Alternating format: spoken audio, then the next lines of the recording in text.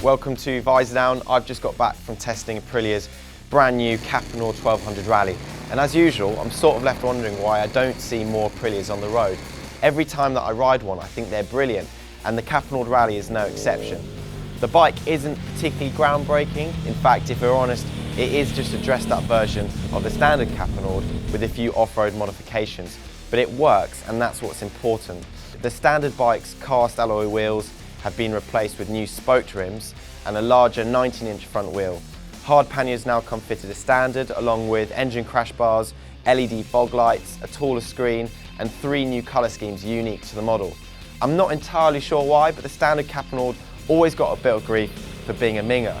I'll be extremely surprised if people say the same thing about the Rally, because to me, the new trinkets give it a much more focused look, a bit more presence, and in army green, I think it looks properly mean.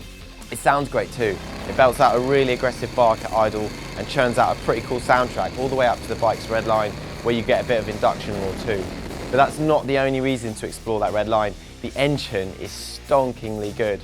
A 1.2 litre V-twin putting out 125 horsepower and 85 foot-pound of torque is never going to be slow, but grunt doesn't always mean exciting power delivery.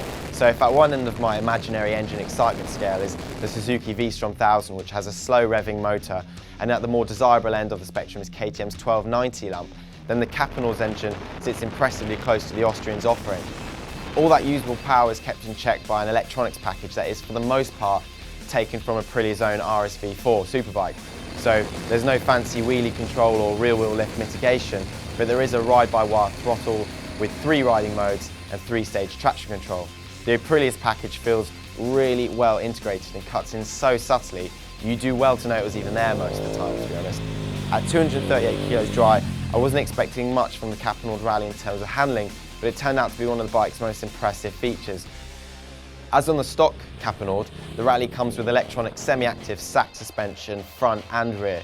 So all you have to do is ride. The bike's onboard computer continually changes damping rates to find that perfect balance between comfort and performance. And although the Rally has spoked wheels and a larger 19-inch front wheel for a bit more off-road prowess, it's fitted with road-biased tyre profiles, meaning there's a ton of grip to be had from the stock Metzeler Torrance Next tyres. It's not all about performance though. The Rally is just as much about offering that long-distance comfort that you'd expect from a bike like this, which is why Aprilia has fitted cruise control, 2 33-litre capacity panniers, an electronic rear preload adjuster as standard, and an extremely comfortable seat with an Alcantara-style finish. There's also a screen that can be adjusted by loosening a couple of knobs.